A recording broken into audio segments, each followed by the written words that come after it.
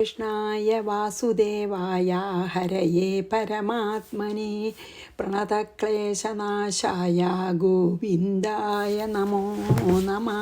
ശ്രീമദ് ഭാഗവതം ഏകാദശ സ്കന്ധം അധ്യായം 25 നമ്മൾ ഇന്നലെ മുഴുമിപ്പിച്ചു.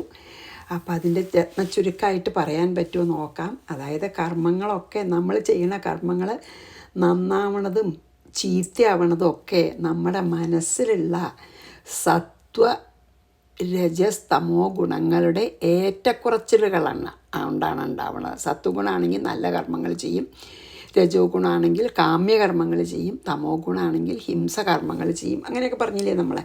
അപ്പോൾ സത്വഗുണം വർദ്ധിക്കുമ്പോഴാണ് സൽക്കർമ്മങ്ങൾ മാത്രം ചെയ്ത് നല്ല ദേവത്വം ഡിവിനിറ്റി ഉണ്ടാവും.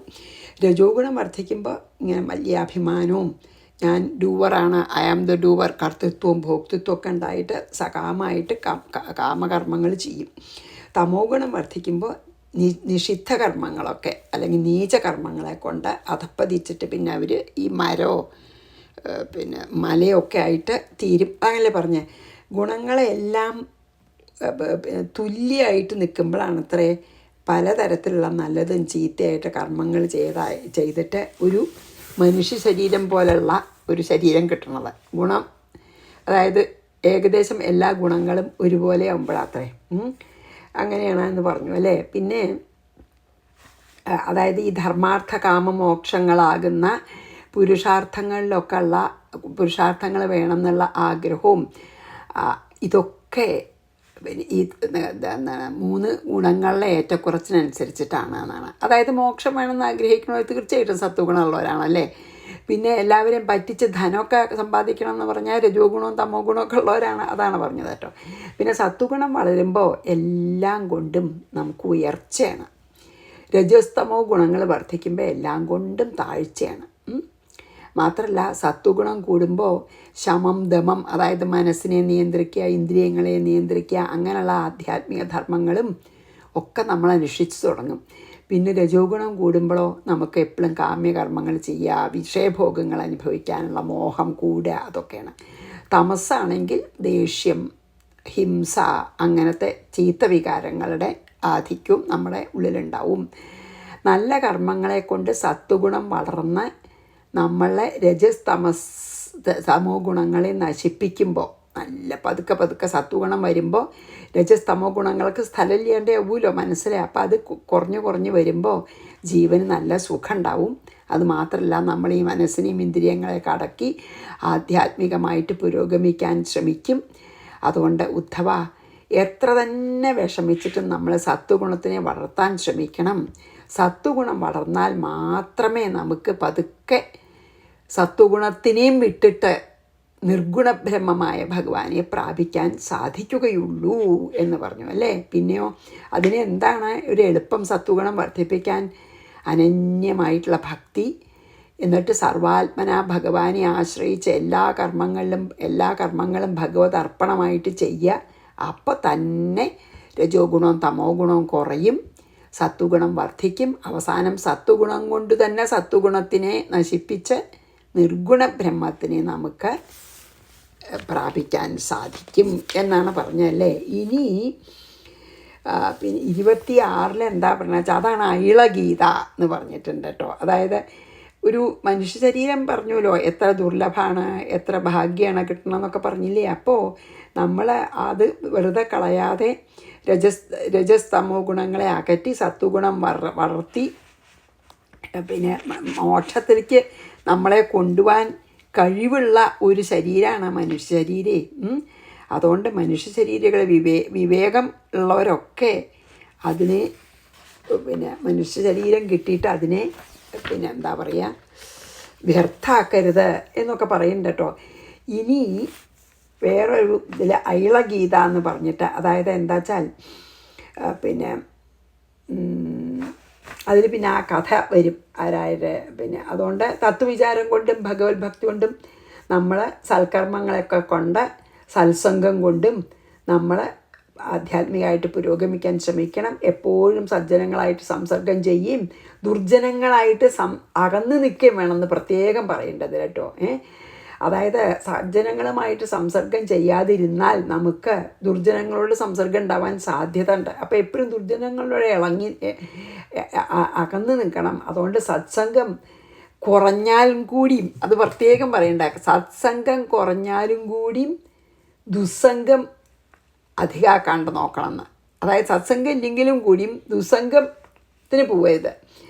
പിന്നെയോ അതായത് ഇങ്ങനെ വിഷയസുഖത്തിൽ വളരെ തൽപരരായിട്ടുള്ളവരുടെ കൂടെ നടക്കരുത്. നമുക്കും അതുണ്ടാവും. എന്നിട്ടാണ് നമ്മൾ പറയണത് പുരൂരവസ് എന്നുള്ള രാജാവിൻ്റെ പിന്നെ ചരിത്രം ഇവിടെ പറയുകയാണ്. കാരണം അദ്ദേഹം വലിയ പണ്ഡിതനും നല്ല അറിവുള്ള ആളും പിന്നെ യശസ്വിയും ഒക്കെ ആയിരുന്നു കേട്ടോ. സ്വർഗത്തിൽ പോലും അദ്ദേഹത്തിൻ്റെ കീർത്തി പരന്നൂത്രേ, അത്ര പുരൂരവസ. പക്ഷെ എന്താ കാര്യം, ഉർവശിയായിട്ട് അദ്ദേഹത്തിന് ഒരു ബന്ധം വന്നപ്പോൾ എന്തായി, അദ്ദേഹത്തിൻ്റെ എല്ലാ യശസ്സിനും കീർത്തിക്കും ഒക്കെ നാശം വരുത്തക്കത്തക്ക ഒരു സ്ഥിതി അദ്ദേഹം പ്രാപിച്ചു.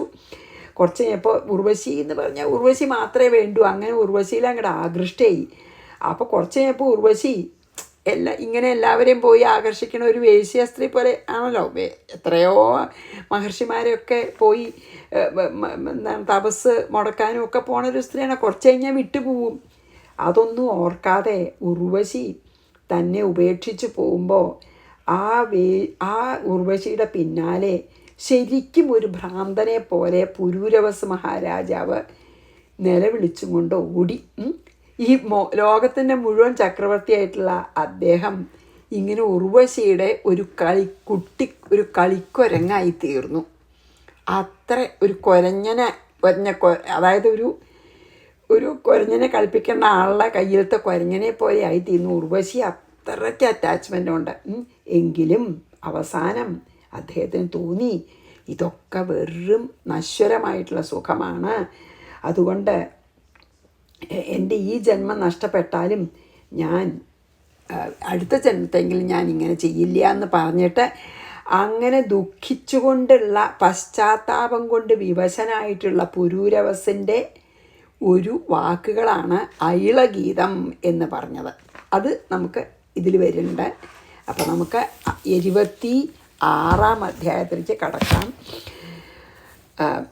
ആദ്യം സജ്ജന സംസർഗം വർദ്ധിപ്പിക്കണമെന്നും ദുർജന സംസർഗം അരുതെന്നൊക്കെ പറയണം കേട്ടോ ആദ്യം. അപ്പം നമുക്ക് ആദ്യത്തെ ശ്ലോകത്തിലേക്ക് നമുക്ക് കടക്കാം. ഓം നമോ ഭഗവതേ വാസുദേവായ. ശ്രീമദ് ഭാഗവതം 11 സ്കന്ധം 26-ാം അധ്യായം. ഇതിലാണ് ഐളഗീതം എന്ന് പറയണത് കേട്ടോ. പ്രസിദ്ധമാണ് ഐളഗീതം പുരൂരവസിൻ്റെ. ഈ ഭിക്ഷുഗീതം പോലെ, ഭിക്ഷു അങ്ങനെയല്ലേ ഉണ്ടായതല്ലേ, വൈരാഗ്യം വന്ന് പറഞ്ഞതാണല്ലോ, മനസ്സാണ് എല്ലാ ദുഃഖത്തിനും കാരണം എന്ന് പറഞ്ഞുല്ലോ. അതേപോലെ പുരൂരവസിന് പശ്ചാത്താപം വന്നിട്ട് പറയണതാണ്. ഇനി നമുക്ക് നോക്കാം. ശ്രീ ഭഗവാൻ വാച. ഭഗവാൻ തന്നെയാണ് ആദ്യം പറയണത്. ചോദിക്കണമെന്നില്ല ഇതിൽ ഉദ്ധവൻ. ശ്രീ ഭഗവാൻ വാച. മല്ലക്ഷണമിമം കായം ലബ്ധ്വാ മദ്ധർമ്മ ആസ്ഥിതഃ ആനന്ദം പരമാത്മാനമാത്മസ്ഥം സമുപൈതി മാം. എന്താണ് മല്ലക്ഷണം? എന്നെ അറിയുവാൻ കാരണമായ ഇമം കായം ലബ്ധ്വ, ഈ മനുഷ്യ ശരീരം, അതായത് ഭഗവാനെ പ്രാപിക്കാൻ സാധിപ്പിക്കുന്ന അതിന് കഴിവുള്ള ഈ ശരീരം ലഭിച്ചിട്ട് മദ്ധർമ്മയെ ആസ്ഥിത, ഭക്തിരൂപമായിട്ടുള്ള എൻ്റെ ധർമ്മം അനുഷ്ഠിച്ച് ആനന്ദസ്വരൂപിയും ആത്മസ്ഥം ജീവാത്മാവിങ്കൽ ഇരിക്കുന്നവനും ജീവാത്മാവിനെ നിയന്ത്രിക്കുന്നവനും ആയ പരമാത്മാനം, അതായത് ശരിക്കും ജീവാത്മാവ് പരമാത്മാവാണല്ലോ, അങ്ങനെയുള്ള പരമാത്മസ്വരൂപിയായ മാം സമുപേതി, നല്ലപോലെ എന്നെ പ്രാപിക്കുന്നു. എന്താണ് ഇപ്പോൾ ഭഗവാൻ പറയണ വെച്ചാൽ, മനുഷ്യജന്മം ദുർലഭമാണെന്നൊക്കെ നമ്മളിതിനു മുമ്പേ പറഞ്ഞുല്ലോ ഇല്ലേ?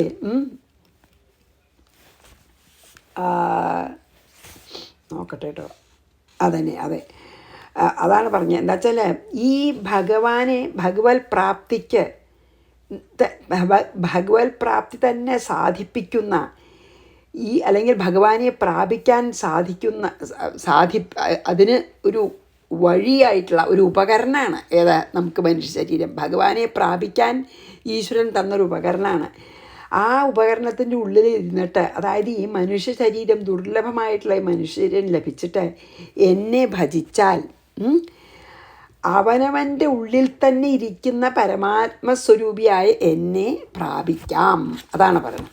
എന്താണ് ഉദ്ധവനോട് പറഞ്ഞ, ഉദ്ധവ ഈ മനുഷ്യ ശരീരം ലഭിച്ചിട്ട് പിന്നെ എന്താ പറയുക, എന്നെ ഭജിക്കുക മാത്രമേ വേണ്ടൂ. സർവാത്മന എന്നെ ഭജിച്ചാൽ മനുഷ്യൻ്റെ ഉള്ളിൽ തന്നെ പ്രകാശിച്ച് നിൽക്കുന്ന എന്നെ പ്രാപിക്കാൻ സാധിക്കും എന്നാണ് പറഞ്ഞത്. ആദ്യം തന്നെ അതാണ് പറയണത്. അതായത് ആരാണ്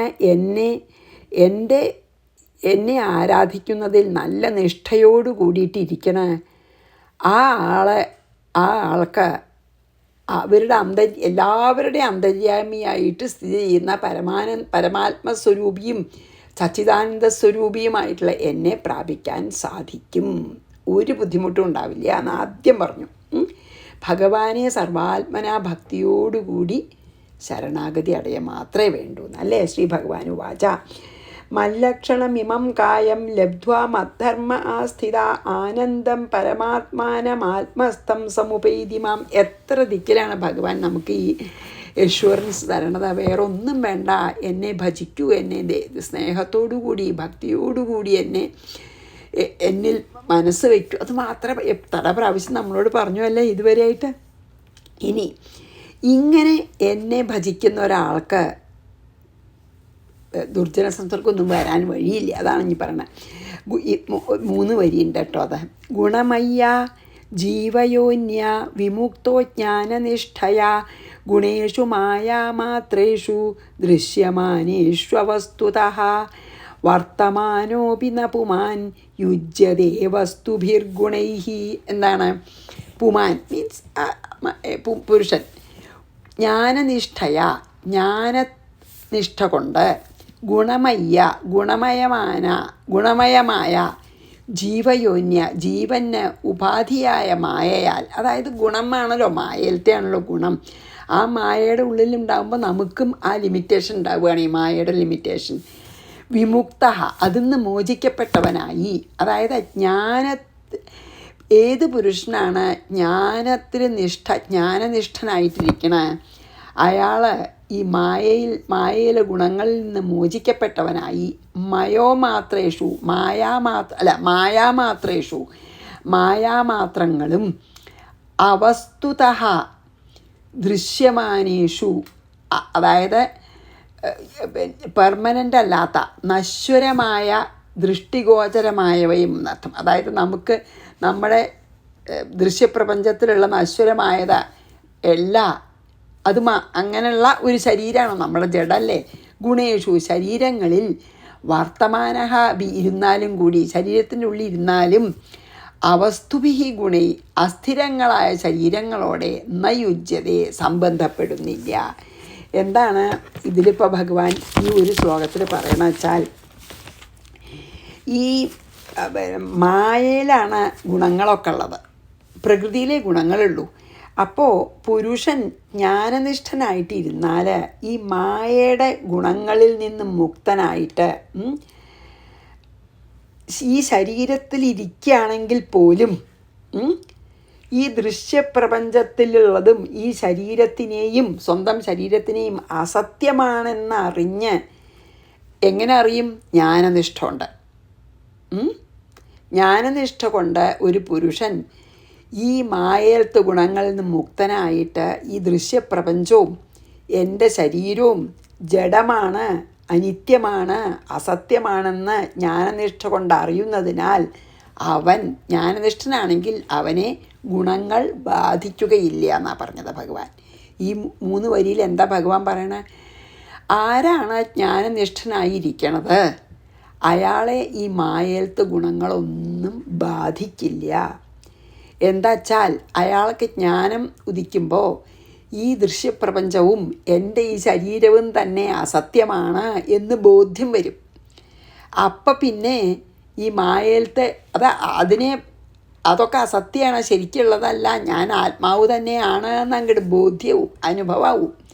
അപ്പം പിന്നെ മായയിലത്തെ ഗുണങ്ങളൊന്നും ഇയാളെ ബാധിക്കില്ല. എപ്പോഴാണ് നമ്മളെ മായയുടെ ഗുണങ്ങൾ ബാധിക്കാതിരിക്കുക? നമ്മൾ ഗുണങ്ങൾക്ക് അതീതനായിട്ട് പോകണം. അതെങ്ങനെയാണ് ഉണ്ടാവുക? ഭഗവത് ഭക്തി കൊണ്ട് ജ്ഞാനം ഉദിക്കണം. ആദ്യത്തെ ശ്ലോകത്തിൽ പറഞ്ഞില്ലേ ഭഗവത് ഭക്തി മാത്രമേ വേണ്ടൂന്ന്. അങ്ങനെ ഭക്തി ഉണ്ടായിച്ചാൽ ഗുണസംഘം നമുക്ക് ഉണ്ടാവില്ല. ഗുണങ്ങളോടുള്ള സംഘം എന്താ വെച്ചാൽ ഭഗവത് ഭക്തി വർദ്ധിക്കും തോറും സത്വഗുണം മാത്രമാവും. പിന്നെ സത്വഗുണത്തിൽ നിന്നും ഭഗവാന്റെ അനുഗ്രഹം കൊണ്ട് സത്വഗുണവും ഇല്ലാതെയാവും. അപ്പം ജ്ഞാനിയാവും, മീൻസ് ആത്മാവാണ് ഞാൻ എന്ന് ബോധ്യവും. അപ്പം പിന്നെ ഗുണങ്ങൾ ബാധിക്കില്ല എന്നാണ് പറയുന്നത്. ഗുണമയ്യ ജീവയോന്യ വിമുക്തോ ജ്ഞാനനിഷ്ഠയാ. ജ്ഞാനനിഷ്ഠ കൊണ്ടാണ് അത് ഉണ്ടാവുന്നത്. ഗുണേഷു മായാമാത്രേഷു, മായയിലത്തെയാണല്ലോ. അപ്പം മായയ്ക്ക് അതീതമായിട്ട് പോകാൻ പറ്റും ഭഗവത് ഭക്തി കൊണ്ട്. ജ്ഞാനം വന്നിട്ടേ ദൃശ്യമാനേഷ്വസ്തുത, എല്ലാ കാണുന്ന ദൃശ്യപ്രപഞ്ചത്തിലത്തെ നമ്മുടെ ശരീരം അടക്കമുള്ളത് മുഴുവൻ അസത്യമാണെന്ന് മനസ്സിലാവും. വർത്തമാനോപി ന പുമാൻ യുജ്യതേ വസ്തുഭിർഗുണൈഹി. അപ്പം പിന്നെ ഈ മായയുടെ ഗുണങ്ങളാൽ അവൻ ബന്ധിക്കപ്പെടുകയില്ല. ഇനി നമുക്ക് മൂന്നാമത്തെ ശ്ലോകം. സംഗന്ന കുര്യാദസതാം ശിഷ്ണോദര തൃപാം ക്വചിത് തസ്യാനുഗസ്തമസ്യന്ധേ തസ്യാനുഗമസ്തമസ്യന്ധേ പതത്യന്ധാനുഗാന്ധവത്. എന്താണ്?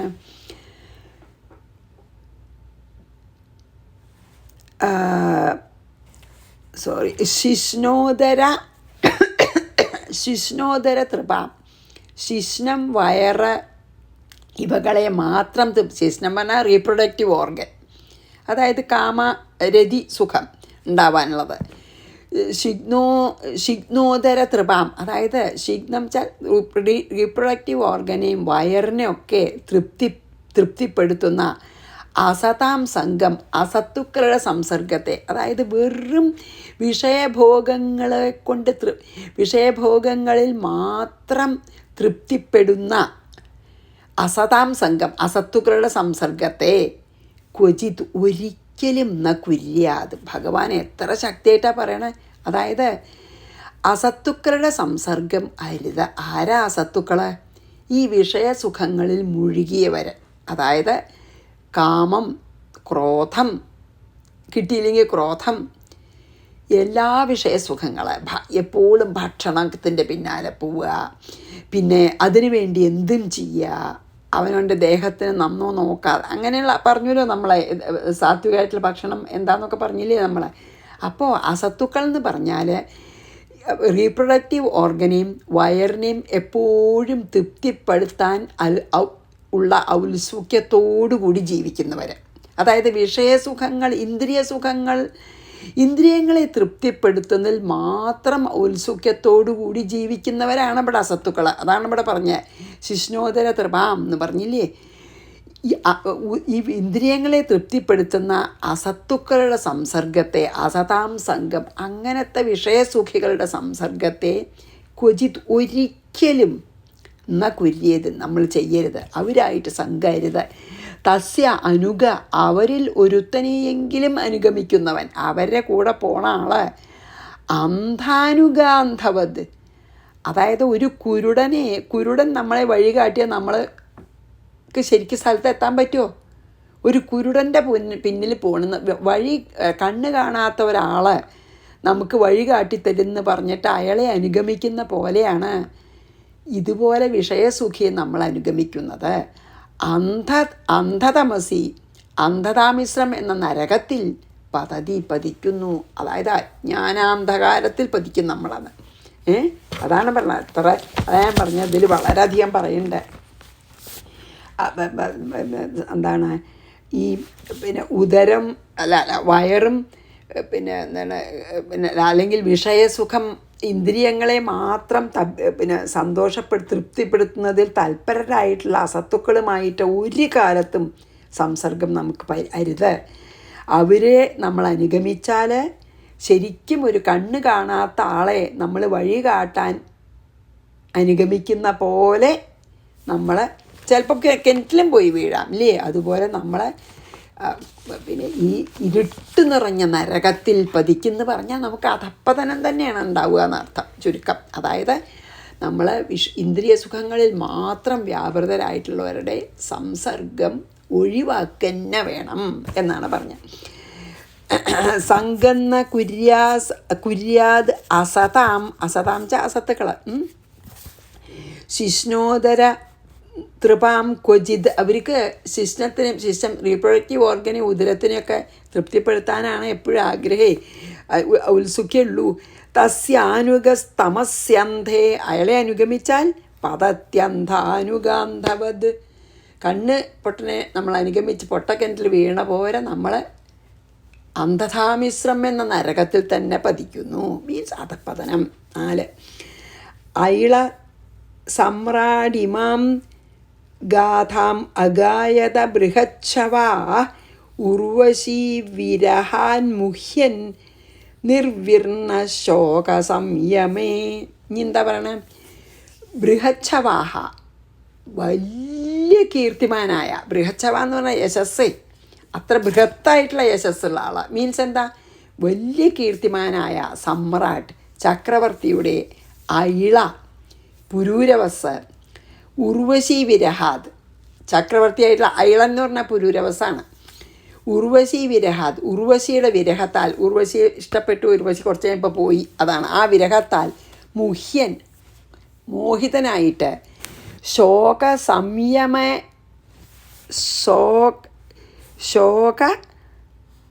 സംയമേ നിർവിർണഹ, അതായത് അവളെ പ്രാപിച്ച് പിന്നെ അവളെ മോഹിച്ച് അവളുടെ കൂടെ പോയിട്ട് ദേവന്മാരെയൊക്കെ പൂജിച്ച് ഉർവശി വിട്ടു പോകുമ്പോൾ തൻ്റെ ശോകം പരിഹൃതമായപ്പോൾ വിരക്തനായി, അതായത് വല്ലാതെ ദുഃഖിച്ചു കുറേ നേരം. അത് കഴിഞ്ഞപ്പോൾ ആ ദുഃഖം കുറഞ്ഞു.